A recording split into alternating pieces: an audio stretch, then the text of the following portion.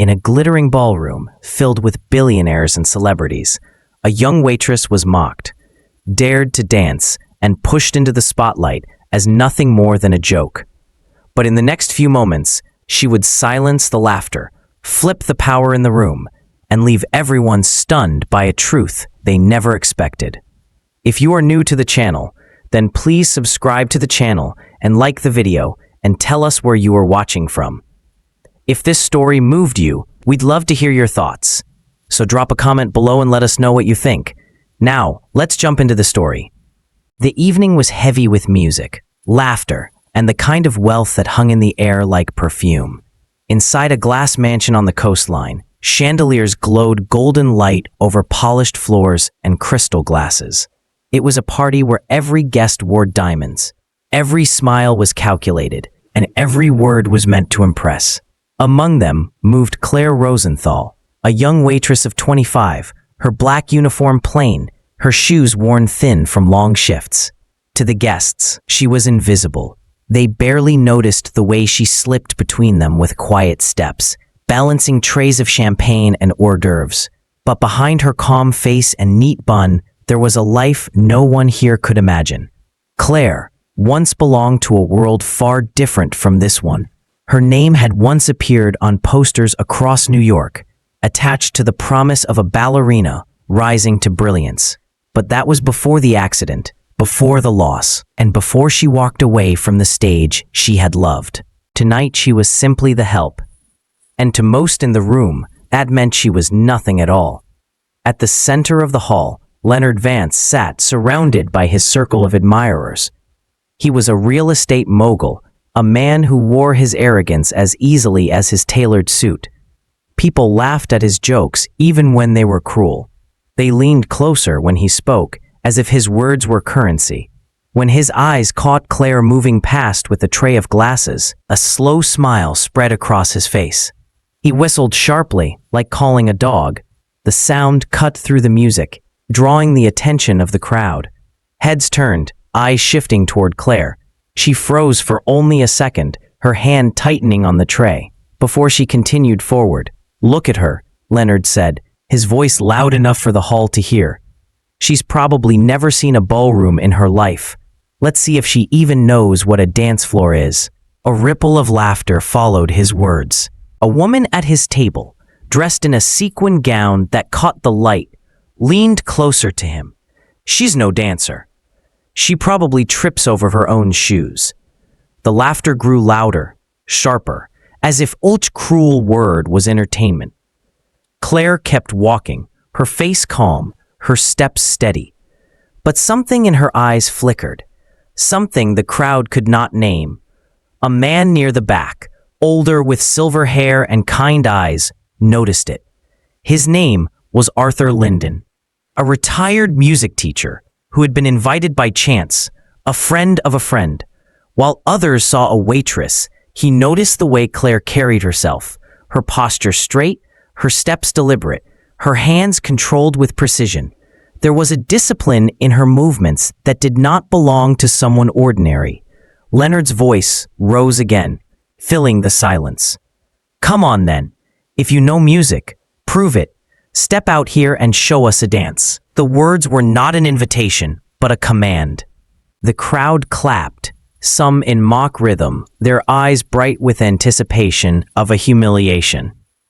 The pianist hesitated, his fingers hovering over the keys, unsure if this was a joke or a performance. Claire set her tray down on a nearby table. She did not rush. She did not protest. She simply placed the glasses down carefully, her movements deliberate, like each gesture carried meaning. The room grew quieter, the laughter thinning as they watched her. Her shoes tapped lightly against the polished floor as she walked into the open space at the center of the hall. The spotlight from the chandelier seemed to follow her, catching on the plain black fabric of her uniform. She looked almost out of place, and yet at that moment, the room felt like it belonged to her. The crowd whispered, their voices uncertain now. Some were curious, others dismissive. The influencer Jessica Moore, phone always in hand, raised her camera to record. "This will be good," she muttered, smirking as she framed Claire in her shot. But Claire did not look at her, nor at Leonard, nor at the circle of people who had laughed. Her gaze was steady, fixed on the polished floor before her, as though listening to something only she could hear. Arthur Linden leaned forward in his chair, his heart stirring. He had seen that look before. It was the look of someone who carried music in their bones. The musicians exchanged glances, waiting for Leonard's signal. He waved a dismissive hand, his smile wide and cruel. "Play something," he barked. "Let's give her a chance to embarrass herself." The violinist lifted her bow, the pianist struck the first notes, and the melody rose, rich and commanding. The crowd leaned closer, eager for the scene to unfold.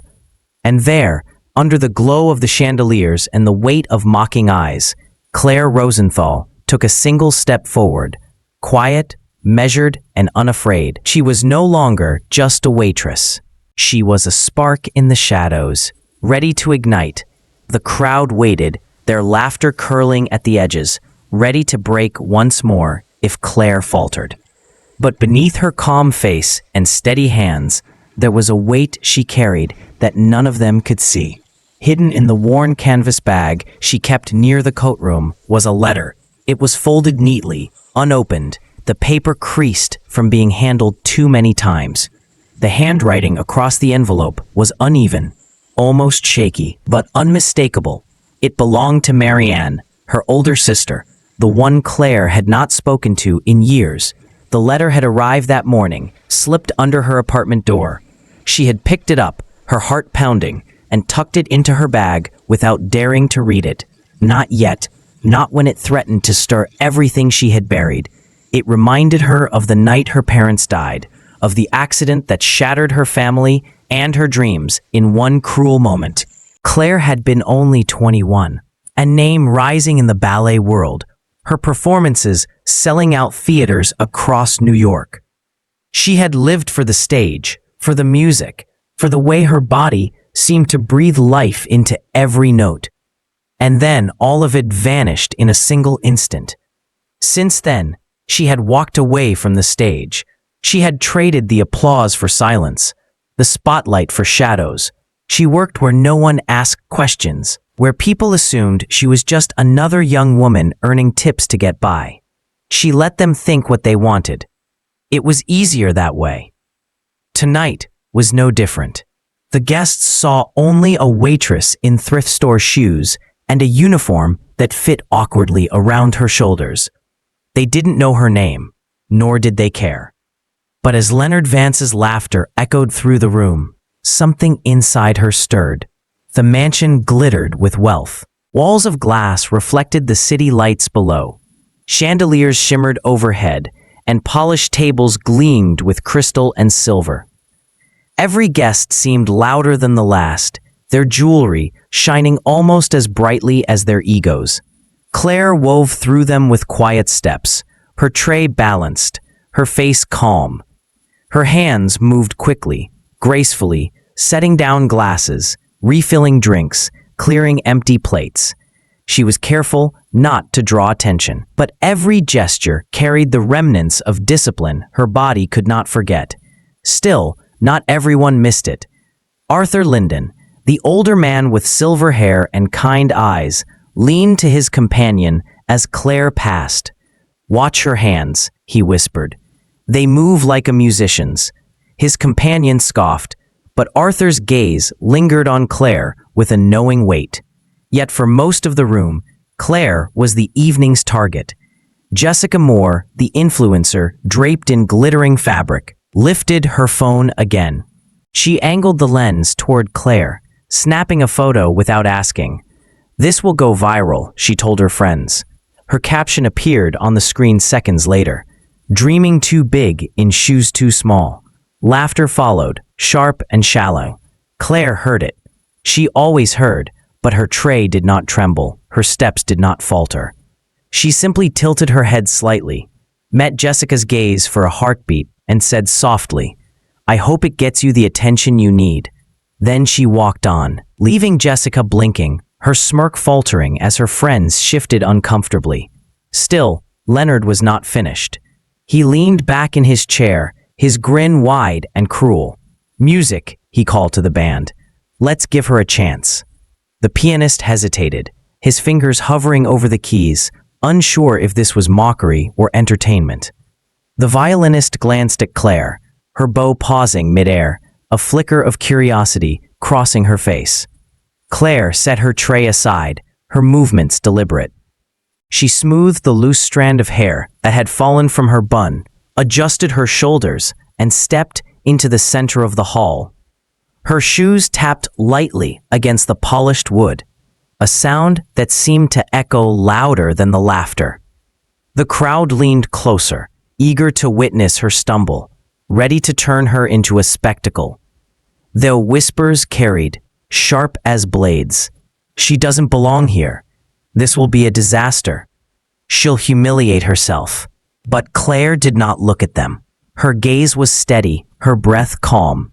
In her mind, she felt the weight of the letter in her bag, the pull of her past, the echo of stages she had abandoned. She was no longer just a waitress in that moment. She was something more, even if they could not yet see it.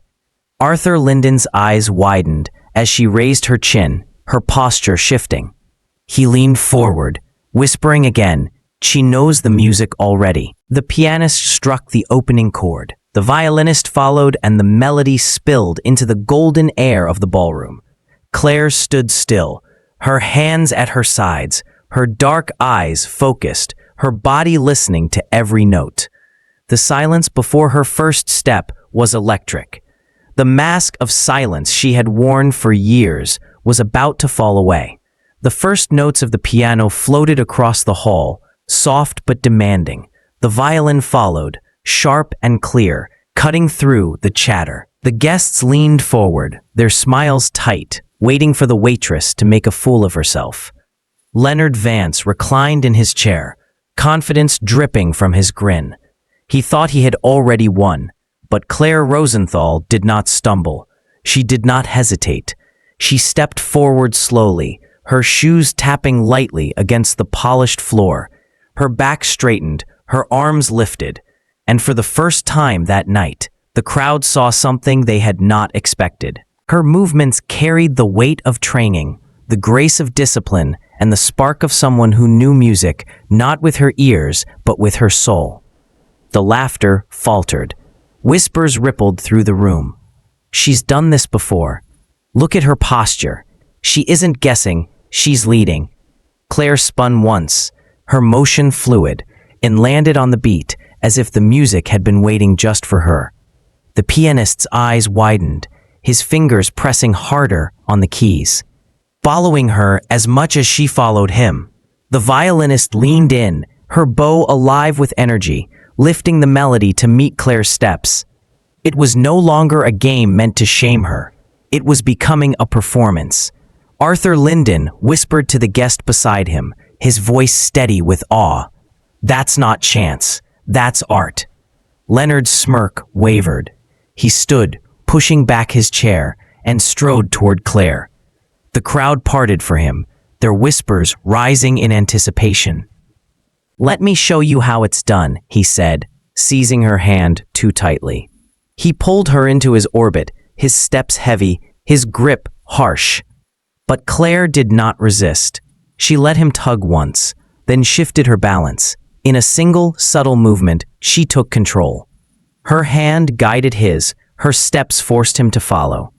The crowd noticed. Leonard, the mogul who thought he owned the room, was stumbling to keep up with a waitress. Gasps broke the silence. A few guests laughed nervously, unsure if it was safe. Others simply stared, their mouths open. Claire spun again, her body flowing with the rhythm, pulling Leonard into a turn he could not master. His polished shoes slipped against the floor. His shoulders stiffened, his jaw tight. He tried to drag her back under his control, but every attempt only revealed how clumsy he was beside her. The music swelled, and Claire lifted her chin, her movements sharper, bolder. She glided across the floor, weaving ballet lines into a waltz, her precision undeniable. She was not only dancing, she was reclaiming. Each step declared what she had been hiding. She was not the quiet waitress they dismissed. She was a dancer who once held entire theaters in the palm of her hand. The crowd's energy shifted. Phones rose into the air, recording every movement. Whispers of recognition traveled quickly. "I've seen her before. That's Claire Rosenthal. She was the rising star of ballet years ago." Arthur Linden's voice cut softly through the noise. "She's not forgotten. She's returned." Leonard, red-faced and gasping, stumbled through another failed step. Claire guided him again, steady but merciless, showing the room without words that arrogance cannot compete with discipline, and cruelty cannot overshadow grace. The journalist in the corner scribbled notes furiously, her camera flashing to capture the moment. Her voice barely rose above the music. "This isn't a waitress. This is a star." Claire moved faster now, her spins precise, her body light but commanding. Her uniform, plain and unremarkable, no longer mattered. Her bun loosened, strands of hair slipping free, but it only added to the raw truth of her performance. She was no longer hidden in silence. She was shining in her element. The music rose higher, every instrument bending to her rhythm. The pianist struck harder, the violinist's bow danced with fury. It was as if the musicians themselves were carried by her presence. When Leonard tried once more to pull control back, Claire turned the attempt into his downfall. She spun him abruptly, releasing him at the perfect beat. He stumbled forward, barely catching himself on the edge of a table, his face flushed with humiliation. The crowd erupted, not with laughter this time, but with applause. The sound echoed through the grand hall, claps rising into cheers. The room that once mocked her was now at her feet, not because she demanded it, but because she earned it. Claire slowed her movements, drawing the dance to a natural close. She stood tall, her chest rising with steady breaths, her gaze unshaken. The music faded into silence, the violin bow lowering, the piano striking one last note. In the stillness that followed, no one spoke. All eyes were fixed on her. Claire had changed the story. The waitress had become the revelation. The dance had changed everything. The ballroom was still buzzing long after Claire Rosenthal's final step. Applause echoed against the glass walls. Flashes from phones lit the air, and whispers traveled like fire through the crowd. But Claire did not linger in the spotlight. She bent her head slightly, calm and quiet, before slipping her tray back into her hands. While the guests were still on their feet, she returned to her work, clearing glasses as if nothing had changed. Leonard Vance stood near the edge of the floor, his face pale, his jaw tight. Moments before, he had been the man everyone watched, the man whose voice filled the hall. Now, his arrogance looked small, shrinking in the shadow of her grace. He barked something at the band, trying to cut the moment short, but the damage was done. The cameras had caught it. The guests had seen it, and there was no undoing it. By morning, the story had spread. News outlets carried the headline of the waitress who outshone the mogul. Video clips of Claire's dance flooded social media, shared across continents. Millions of people watched her spins and turns, saw the calm strength in her face, and read comments calling her an inspiration. But with the admiration came consequences. Leonard's reputation began to unravel. Investors questioned his judgment, companies distanced themselves from his name, and his arrogant laughter was replayed on every screen as an example of cruelty turned against itself. Jessica Moore, the influencer who had mocked Claire and posted cruel captions, faced her own backlash. Brands pulled out of deals, her followers demanded apologies, and her carefully crafted image cracked overnight. Others, who had joined in the jeers, were not spared. One man's mocking words were replayed online alongside his company logo, and within days, his partners issued statements condemning his behavior. The woman who had dismissed Claire as cheap entertainment saw her social circle turn cold. Her next event canceled quietly in the fallout. None of this was Claire's doing. She had not posted, she had not spoken, she had not explained. She had simply danced, then stepped back into the quiet life she had chosen.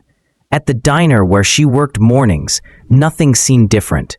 The regulars still ordered their coffee the same way.